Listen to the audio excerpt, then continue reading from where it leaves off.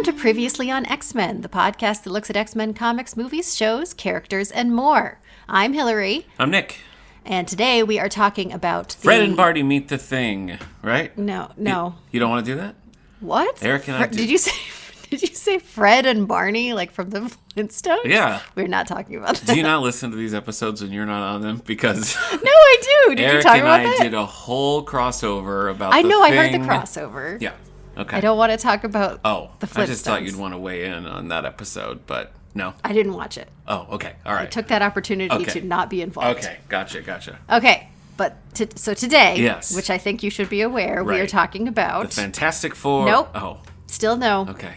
The prequel comic to X-Men 97. Oh, yeah, I did read that. Okay, good, because that's what we're talking about. Okay. It's called Great X-Pectations. I get it. This is a 4-issue prequel to season 1 of X-Men 97. Right. And it ran from March to June of 2024. Gotcha. This was collected in trade paperbacks on November 27, 2024, and that is what I read. All right. It's written by Steve Fox. He's written on the X-Men Unlimited Infinity comic. You were having a good time with that. Did you fall off? I know we did like X-Men Green and all that. I catch up with things and then I stop and forget they exist. Right.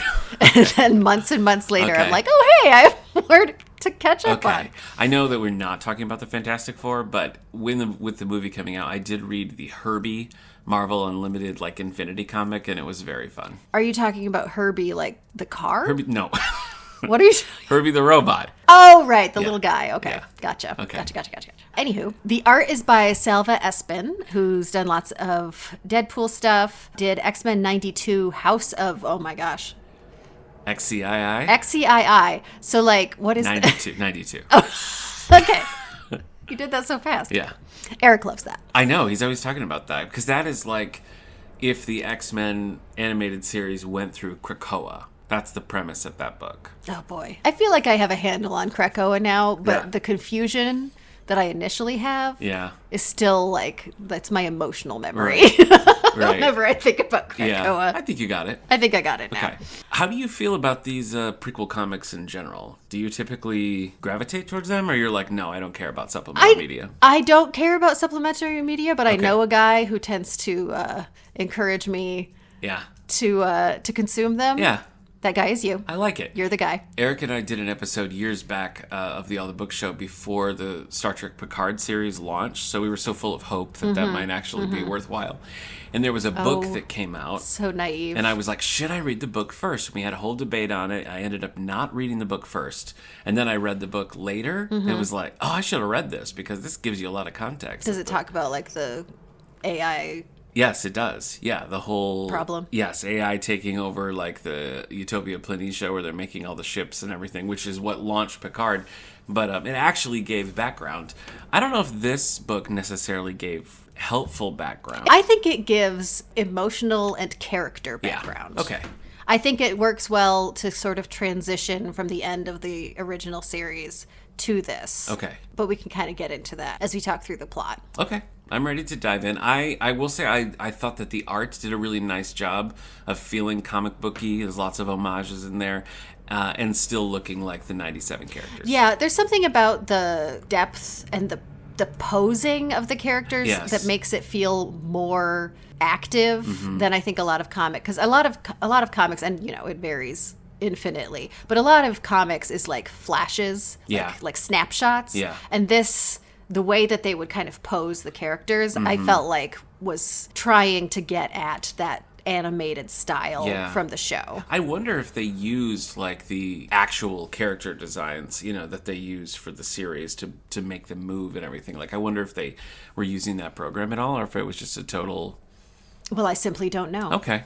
So let's get into issue 1. Okay. We start off with the X-Men fighting against Magneto in Times Square. Right. This is a very kind of archetypal style of Magneto. He's making fun of them. He's kind of picking at their individual quirks and all this kind of stuff. Very grandiose. Feels very like the X-Men video game, like the arcade game, the way he just kind of rolls in and is like, it's the middle of a fight now. You know?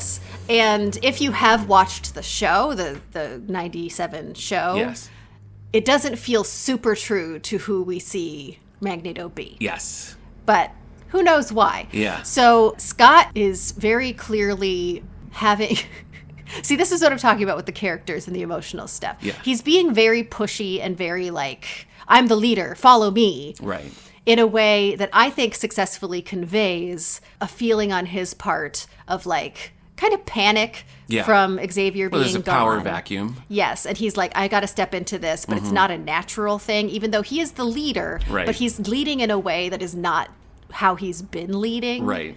Like, he's a good leader in the show. Typically, he gets them all on board. Yeah. But he's on edge in his leadership. I think there's a difference between you have been assigned a leadership role by the person we all agree is the leader versus him just being like, I am the be-all, end-all of X-Men leadership. Yes. And he's so struggling a little bit. It gives off oldest son, dad died vibes. Yes, it does. Yep. Similarly, Wolverine. Right. Pushing back differently than he usually does. Like, he'll usually kind of be like, I'm going to do what I want to do with Scott. Right. But it's more aggressive in this setting and more like, you're not my dad. Yeah. So again, son, dead dad. Yes, we're dealing with a lot of emotions. It's happening. And right off the bat, all of that is conveyed, I think, very effectively in the first couple pages. Yeah. But it's the whole team. It's not just, it's Bishop is there and he's like, what's going on? Why is everybody freaking out? Jubilee is there and she's like, this is the family. This is just how it goes. Yeah. They're doing fine. It's not a huge, success. Jean ends up stepping in and being like, so we're ending the program. This has been a danger room exercise. What a twist. So that explains why the Magneto isn't quite... Yes, why he's an archetypal. Storm in that scene? I think so, but I mean, there's not a lot of people have stuff going on. So. I think Storm is because she steps in. Yes. Before Jean does. Yeah. Storm steps in a way that she does kind of throughout this comic. Yeah. Where she's like, we're not going to fight amongst ourselves. Everybody chill out. Mm-hmm. And that is sort of the first thing we see from her stepping into more of a leadership role. Yeah. So they keep bickering. Beast pops in to announce that Dazzler has been abducted by the Friends of Humanity. Yes. This is Trish Tilby, okay. Trish Tilby is doing a newscast where she's talking about this, and she says that billionaire playboy Warren Worthington III, the event's benefactor, was unable to be reached for comment. And this is the first of several of these little, like, X-Men Easter eggs that they toss in throughout this. So that's kind of cool. Yeah, and that's funny because right when they talk about that, Jubilee is upset because she waited in line for tickets to this Dazzler thing. She's like, she was kidnapped, and oh no. But, like, if Warren is running the thing, you'd sort of think that she wouldn't need to wait in line for tickets. Right, that's true. That's true. But Angel has, like, a weird history in this series. There was, like, that one Angel episode, and it was like he was not connected to them at all. Yeah. So I don't really understand. Because they make Iceman, when he shows up, is like, a former member of the team, but Angel was just seemed to be sort of a stranger. So yeah, seems like it. I don't really understand. But it's a nice, in the 90s, you waited in line for tickets. So right, yeah. That's a fun little thing. Yeah. Ticketmaster used to be out of JCPenney when I was a kid. And you just go and, like, wait in line and get your paper ticket. I did not know Ticketmaster was a thing before the internet. Yes. Okay, so anyway, they are determined they have to save Dazzler. Obviously, we have to go save Dazzler. So they head out. Jean is sick to her stomach. Huh. So she's going to stay behind. I wonder. And we have Scott's first moment of obliviousness where he's like, okay, don't come if you're sick. No. Whee! So, I can't remember who said, maybe it's Beast. Somebody says, like, well, that's fine. She can stay back because there's other people close by, and it turns out that it is Rogue and Gambit, and they're shopping at the mall. Classic. Yep. She's trying to find clothes, and it's no fun to find clothes when you have to cover everything up. And Gambit's like, but what if you didn't? Right. Ooh. And they're also going to the concert, so everybody's excited about the Dazzler concert. Yes. I'm trying to remember if we've had any sort of Dazzler in the series, and have we? She refers to it. I thought you'd love it. You're a continuity king. Oh, okay. In the original series, she and Scott sort of have a little flirtatious experience. Yeah, and there is a little bit of that. Yeah, here. and Okay. It's all just jumbled in my head at this point, so that's cool. All right, I do like that. I retroactively appreciate the continuity. Well, good. So they're planning their outfits, I guess, Yes, whatever. yes. But it's interrupted because then they get the call. Nearby, there's a mutant in distress. You have to go help Dazzler. Dazzler, yeah. So then the team comes in and very easily dispatches the Friends of Humanity. And this seems to mostly be a reason to show kind of the shift in, like, the government stance on mutants. Because Val Cooper shows up with UN folks. And the X-Men are like, hey, we're the good guys. You can't arrest us. And she's like, no. We know you're the good guys. We're here to arrest the Friends of Humanity. Oh, okay. Because the president is very pro-mutant right now. Of course. And, yeah, so, like, this is sort of, like, leading into, obviously, what we know about the X-Men 97. Yes. Yes. And Wolverine has a little moment with one of the officers who's with her. Yeah, one of Val the agents who has like a scar on his face so that we'll remember who he is. She's like, this is Agent Denty, and Wolverine's like, that's interesting, but they get called away, so he doesn't really get to figure out why he's recognizing the scent. Dazzler's free. She has every intention of continuing the concert. Of course. And Jubilee is like untying her and is like, this is so crazy because I'm a huge fan. And Dazzler's like, well, you get me out of this, I'll be your huge fan. Look at that. It's very cute. This is sort of another callback to the series using Jubilee in a lot of the ways that the comics use Kitty Pryde, because Kitty was a big Dazzler fan when Dazzler's introduced. And there you go. So, yeah. Everybody piles back to the mansion. They're still kind of, rocky, interpersonal, emotional nonsense, but... and they still have a distrust of, like, the government or whatever saying that they're going to help me. I think Storm says, like, it's going to take some time for me to trust the government. So, like... That's good advice for us all. It's appropriate. Jean wants to talk to Cyclops, and Cyclops is like, can it wait? I have to debrief, blah, blah, blah. And she's like, okay, that's fine. We all know she's pregnant. All a lady in this situation has to do is be like, I'm a little sick to my stomach, and the whole audience is like, pregnant. Yep. So anyway, she's fine. Cyclops is fine. Storm is sort of like observing from a distance. And this feels, it's balancing between stereotyping women and some actual truth. Because like in this setting, Storm would be more attuned to what's going on with Jean, I think. And I appreciated a little bit of legroom the comic book did, because in the show, it's like Jean and Storm are like, we are sisters, we love each other. Yeah. When it was like, did they speak ever? Right. Probably. But I don't remember. That's a character thing that this kind of like paves the way for, because there is that moment. They actually say that. They're like, you know what? Yeah. We're sisters. Let's be friends.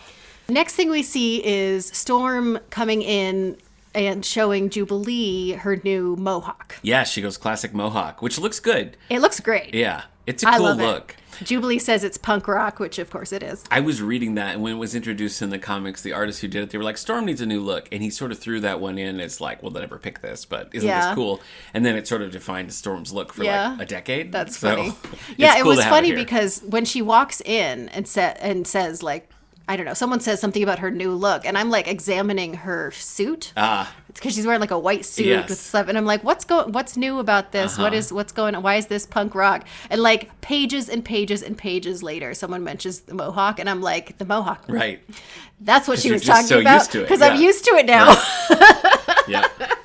Down in the lab, Beast and Bishop are working on Bishop's time travel thing. That's sort of been on and off the whole Right. Because he's stuck. At this point, he's just stuck here with them. Yeah. And they play with ideas of like, well, maybe he'll just stay, or maybe we'll whatever. Maybe whatever's happening is what was supposed to happen somehow. Perhaps. Jubilee is ready for the concert. She's upset at the prospect of Rogue and Gambit getting there first. Mm-hmm. Storm's like, maybe I'll stay home. We know because she's seeing Jean and is like, I'm just going to deal with this Jean situation because Cyclops is an idiot. Yeah. Bishop can take my ticket. So Bishop and Jubilee are going together. It's going to be fine. Of course. Natural team up there. This is where we have the conversation with Storm and Jean. Storm comes in and is like, I can tell something's going on. And Jean's like, I feel like Scott doesn't care because like his mission is so important, but I'm important too. And Storm's like, his mission is important. Right. But you're important, but too. also you are. Yeah. And they're friends. Yeah. Sisters! They use the word sisters. Right. Yeah. So, okay. Wolverine and Cyclops go to the danger room and are basically like... Wolverine, like... Great idea. Like, prods Cyclops. He's like, you know what? Let's deal with this face to face. Yeah. Basically, let's fighting. take this outside, only let's take this into the danger room. So he says that, and you sort of feel like he doesn't think Cyclops will do it. Right. And the next thing you see is Cyclops just blasting him in the back from the door. Yeah. He's been doing that a lot lately. He likes to blast people in the back. Yeah. Like, well. Okay. I heard it. Yeah. All right. We'll just move on. So they're fighting in the danger room, whatever. Yes. Beast is consulting about the time stuff with Moira McTaggart for, Moira cameo. I think it's just a cameo. Yeah, I think so. And then we're at the concert. Okay. Everybody's having fun. This is what I want to know about. There was a whole thing about them wearing outfits and everything, but then they just go in their X-Men outfits, except for Bishop, who is like dressed in his civvies, and I don't. Do they? I thought they had them under their. I think they have their stuff under their clothes. Oh, okay. Or no, that's later. That's with the shower. Okay, that's later. I don't think we ever see Jubilee not in the yellow coat. I don't think so either. Sometimes we see her with something else under the yellow coat, but the yellow coat is always present. You got to have that yellow coat, sure. So they go to the concert. We have a brief moment of them having fun. Bishop is in just like a button-up and pants, and everybody else is just wearing their costumes. Right, yeah. Which kind of works, though, I think, now that I'm thinking about it, because it's a mutant-themed concert. Yeah. Like, it's for supporting mutants. So maybe it's, like, we're the X-Men. Yes, but the earlier scene, Rogue was purposely picking out an outfit for the concert. Yeah. Because she didn't want, like, to get... to mosh pit someone to death. Yeah. Whatever, it's fine. Which, we never talked about this, but I liked in that scene at the mall. Yeah. She's very lighthearted about the prospect of, like, absorbing people in the concert. And I thought that was nice, because so much of her whole shtick is so tortured. Yeah. And, like, obviously... Yeah. It is a torturous thing. It's true. But it was nice to have just a moment of, like, wouldn't want to just absorb everybody. Yeah, it was so crazy. Yes. Which was nice. Yeah. Anyway, so concert is quickly disrupted by the Nasty Boys. What a great name. There is absolutely no lead-in to this. No. Which I think is intentional and interesting. Mm-hmm. They just disrupt the thing. The X-Men fight them off. Dazzler's just like, we're just going to take a break to fight these guys. We're not canceling anything. Yeah, just hold tight. Just, you chill. We'll fight these guys. Jubilee's on, like, crowd control. Yes. And then they defeat them, and Dazzler's like, "Okay, here we go. We go back to it. Back to the concert." This is another kind of the theme in this is change, right, and growth and stuff. Yeah. And so this is kind of a moment where we have had the theme be some bad mutants do something. It makes X-Men look bad. Mm-hmm. People hate X-Men. Right. And so this is a very clear moment of bad mutants do something, good mutants take care of it. Everybody just goes to a concert. Right. So we're having a lot of really obvious shifts in like broad dynamics. Yes. Behind the scenes, we then see Sinister also recognizing this change. Yeah, he's like, that's because not working. He's like, why did you do that? And they're like, that's what we do. We go in and we make them look bad. And he's like, that doesn't work anymore and you suck. And so he just like gets rid of them. No more Nasty Boys. Oh, Nasty Boys. He's going to find somebody new. Okay. Especially because back at the mansion, we see Jean finally tell Scott about being pregnant. Right. It's cute because she shows him the pregnancy test. Right. And he can't see the line because it's It's red. red, yeah. Wolverine overhears it and is sad. And like, I thought this was overkill. It was. Like, it's done. It is like, done. He can be sad, but like, they're married. They're having a baby. Right. Like, move on. It's a little too much, yeah. But this is a thing that writers love. They love Wolverine being sad about Jean. They do. So issue 2. We're back with Sinister. He's watching Trish Tilby covering the Dazzler concert attack and is like, yeah, see, this is what I'm saying. This is not going to work. He punches the screen. He's very upset. It had just changed to something about Psylocke. Yeah, we got a little visual of Psylocke. It's like, meanwhile, this mutant psychic person, whatever, tra-la-la. Yeah. It's Psylocke. Sinister is upset. He has found out about the Jean baby and is obviously very interested in getting the Jean baby. Yes. And so he puts together a group including Sabretooth. There's 7 of them. He calls them the Sinister 7. They're fine with that, apparently. Sure. And they're ready to roll. Uh-huh. Back at the mansion, Cyclops. What? A baby? I'm still processing. Wolverine runs off in a tiff. Fine then. They're gonna have a baby, whatever. And Storm, in her new role of emotional support mutant, is like, I guess Jean is probably fine. I'm gonna go check on Wolverine. Hazard of the Sinister Seven takes this time to attack Jean and Scott in the mansion. He just like bursts through the wall. Yep. He's attacking them. Meanwhile, Rogue and their whole crew that were at the concert, so they have to make an emergency landing and are under attack by Sienna Blaze. Of course. I don't know these people. These are minor. So then, at Harry's hideaway, Wolverine is drowning his sorrows. Yeah. Storm is trying to make him feel better. To his credit, he is sort of saying things like, this is their thing. I'm just going to withdraw. I'm not going to be, like from our perspective, we have to watch him do this. And so it still feels very self-indulgent. But from his perspective, he is withdrawing and letting them have their happy time. Yes. I do think that the only reason why they did this is because we have the Jean Wolverine kiss in the series 97. Right. And so I think they this is just a little bit to be like, Wolverine still has a thing about this. Just remember, she's not that great. No. He's holding a really long candle for this. Right. It's fine. It's true. Yeah. She's fine. And their 100-year age difference is also... Whatever. Yeah. This also serves to separate them all into little groups. And so Storm and Wolverine are now attacked by another member of the Sinister Seven, Riptide, and then also Sabretooth, who Wolverine, of course, smells ahead of time. Yes. And it's not even his birthday. It's not even his birthday. It's a special extra time. Oh, that's nice. Back at the mansion, Beast comes in to help with Jean and Cyclops. We have a little mild humor with him not knowing why Cyclops is being so solicitous of Jean in her fighting. Yes.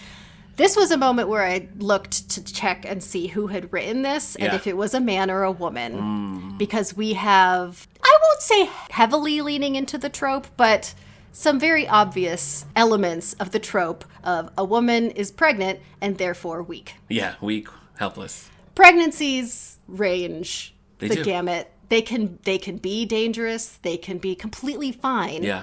Very early in a pregnancy, you can have like morning sickness or no morning sickness. But even if you have morning sickness, for the most part, it doesn't super affect your physical capabilities just to be pregnant. So you're saying she probably could have helped in the fight against Hazard. Just could have helped. And also to her credit, she does. Yeah. She does help, but then she also has moments of like, oh, I exerted myself, which is just, I guess, her thing. It is. That's true. There's a long lore of that. I just want to point out that we get a classic, oh, my stars and garters from Beast when this happens. Yes. Back at the Blackbird, Rogue decides that she's going to take on Sienna Blaze by just touching her. She's going to absorb the powers. Sienna's like, you don't even know. I can't even control my powers, so good luck. And so we have kind of a flash of Rogue freaking out a little bit. Troubles, Storm is fighting Prism, and Sabretooth is fighting with Wolverine. Then there's another Sabretooth who's like, no. Two Sabretooths? You better be careful to not to shoot Sabretooth. And the guy's like, how did you get over here? And it's Morph! Surprise! And this is our first sighting of Morph. Yes. And that is our... Storm is like, hey, it's Morph. Yeah. I'm going to keep fighting, though. Yeah. And we have issue 3. Here we are. Issue 3 starts with Morph. He, inappropriately, I think, turns into Trish Tilby and tries to control the narrative of the press. That's not great. That's not great, but... But she runs off. He turns into the Hulk, and as we have learned, apparently has the power of whatever he is being, which is crazy. Yes. Happy reunion. It's great. They kind of established that they have not seen Morph in a long while. So this is a big deal that he's back. They start to get the upper hand, and then all of a sudden some more agents show up, led by Carl Denty, who has the scars, and we remember Wolverine was suspicious of, and who seemed to be sympathetic with the Friends of Humanity. He sure did. So now he's like, we're arresting all the mutants. All of them. All the mutants. All of them are being arrested. All of them. And he takes Wolverine down. He gets him with the shot when he doesn't see it, and Wolverine goes down. Yeah. Back with Rogue, she's trying to get a handle on the power, and we have a great moment for Hilary where That's you. she's struggling and Gambit is like, okay, you guys deal with the bad guys. I'm going to handle Rogue. Yeah. And he comes and he like talks her down Yes. and is like, you can handle this. Steady there. You're now, a hero. And she's like, Walk I it am off. a hero. And Yeah. she controls the power. And Yes. it's just, there's this shot, there's a frame of him like holding her. And it's just so wonderful. Yep. That's all. Just a little gushing. Makes you think she would never enter into a relationship with Magneto based on this connection. It makes it seem like their connection is so deep. Yeah. Why would she ever? I have no idea. So she's got control of the powers. Yes. It's great. Back at the mansion, Hazard still destroying things. He has some vendetta against Xavier. Yeah, it's not beef with- deeply explored. Yeah, right. Yeah. But, you know, he's bad-mouthing him, and Cyclops is like, so you're going to bad-mouth Xavier and attack my wife? jeez. No way, man. Pow. All I can takes and I can't takes no Can't more. takes no more. Jean tries to kind of like fix all of the stuff around Yeah. the mansion with telekinesis. And then we have a classic. Oh, She it's collapses. too much. She collapses.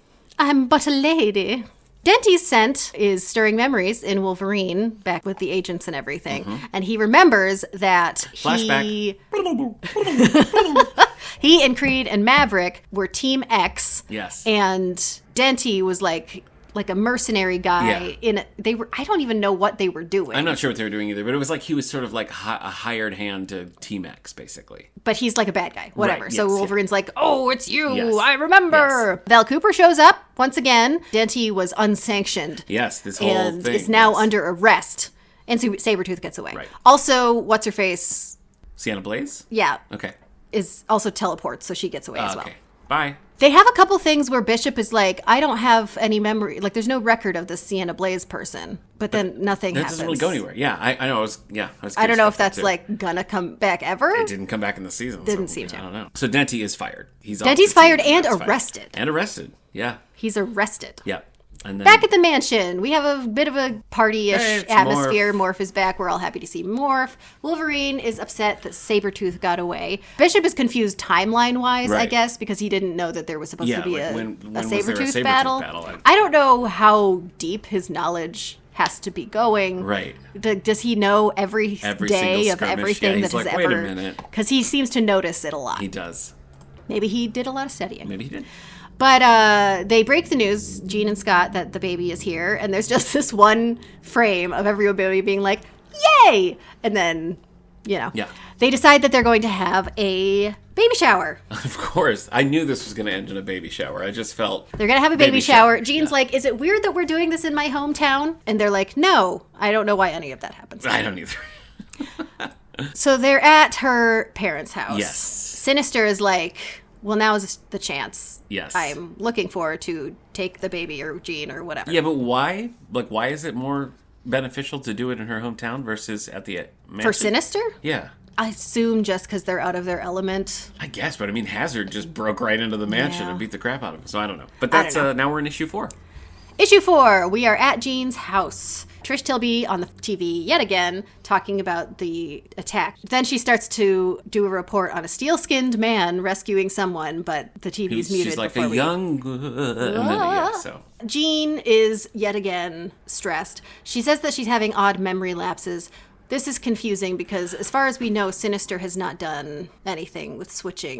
but it's Madeline who has the baby, right? So this has to be Madeline the whole time. Yeah.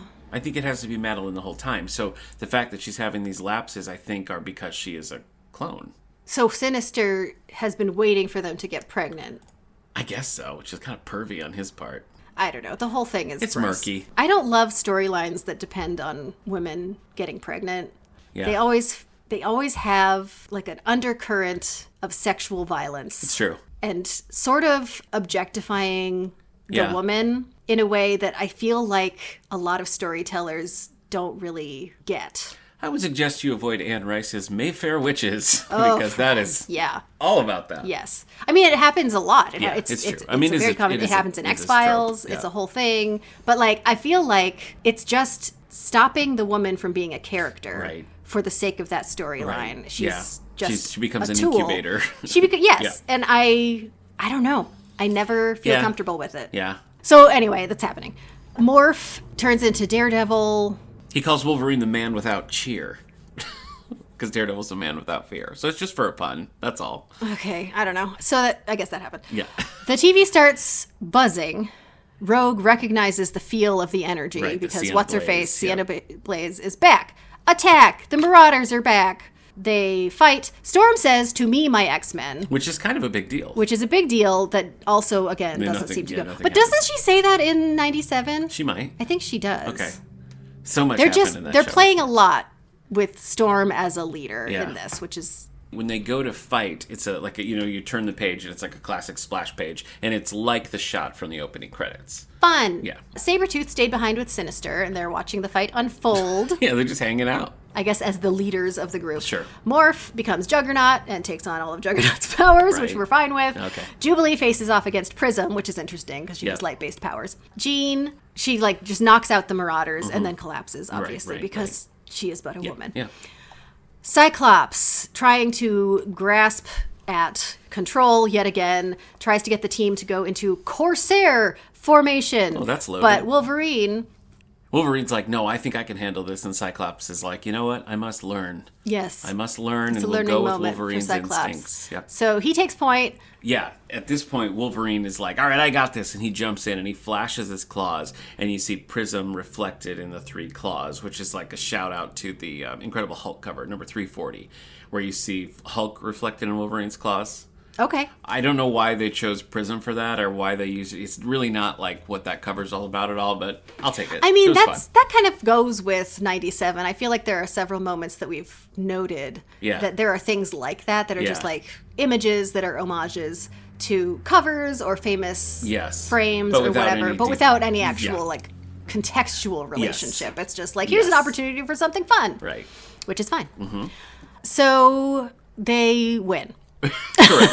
They do. They win that battle. Yes. Cyclops is happy that Jean is okay, but Jean is already worrying about like the world for the baby and all that kind of stuff, which Cyclops is not apparently. Epilogue. Agent Denty, the bad guy from earlier, is in jail. Guy Ritchie is there and is like, hey, so we might have some friends. You're awful. I'm in awful. common. Yes. Friends of Humanity. Sure. Emma Frost shows up to show Magneto Xavier's will. Yes, you see her and Sebastian Shaw. Like, why does she have I don't know will? why it's them. I don't understand that. I don't know why... Yeah. Was Sebastian Shaw Xavier's attorney? Maybe. They seem kind of legally. Yeah, so sure. Who knows? Sure, why not? And then we see a younger Roberto. I don't know how much time this is supposed to be. Manifesting his powers. And he's like, no, not me. How could it be? Yeah. And that's it. That's it. That's leading us directly into the new show. Yeah, I mean, I guess I see what you're saying. That it's more like emotional setup than plot or story setup. It's kind of getting them to where we last saw them at the end of the original series to here. I think more legwork could have been done, certainly. I think it's pretty effective. And I think they're bridging some stuff that needed bridging. Okay. You know, like the Jean and Storm relationship. True. And getting Cyclops into position for the kind of thinking that he's doing and like if they're going to leave and all that kind of stuff. Mm-hmm.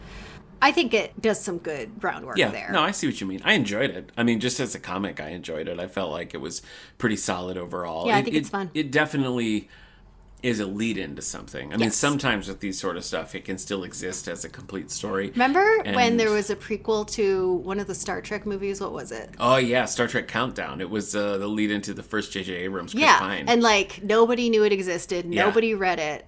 But like when you read it, it's like, oh, well, this is hugely necessary information. Well, it put Spock in the right place. Hey, you know what? It's almost Star Trek Day at our time of recording, and look at all this Star Trek that's so much Star accidentally Trek come content up. just thrown right in there. It's a Star Trek Day miracle. But yes, that one is an example of like a necessary prequel, whereas this is more like if you like a nice prequel. Yeah, you read the 4 issues. It's fun. It's colorful. It gives you a little bit of lead in, like you're saying, and it's a good time. No harm, no foul. Yeah, I agree.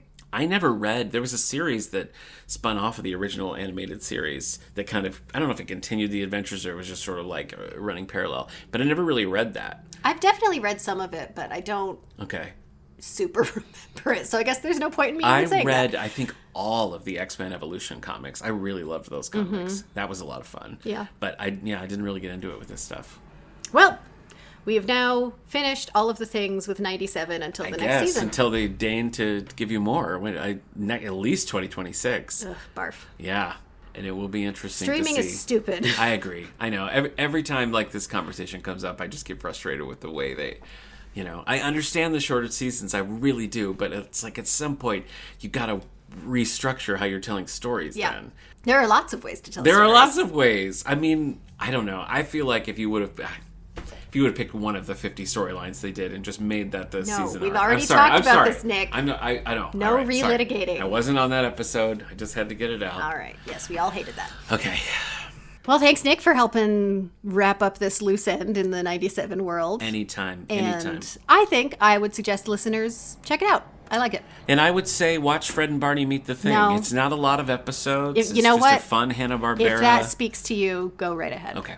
Thank you to Prophetic Music for our theme song. Previously on X-Men is brought to you by the Radio Meanwhile Network. Other shows on the network include This and Dorian Life and 9021 Here We Go. Please rate, subscribe, and share this show wherever you get your podcasts. See you next time.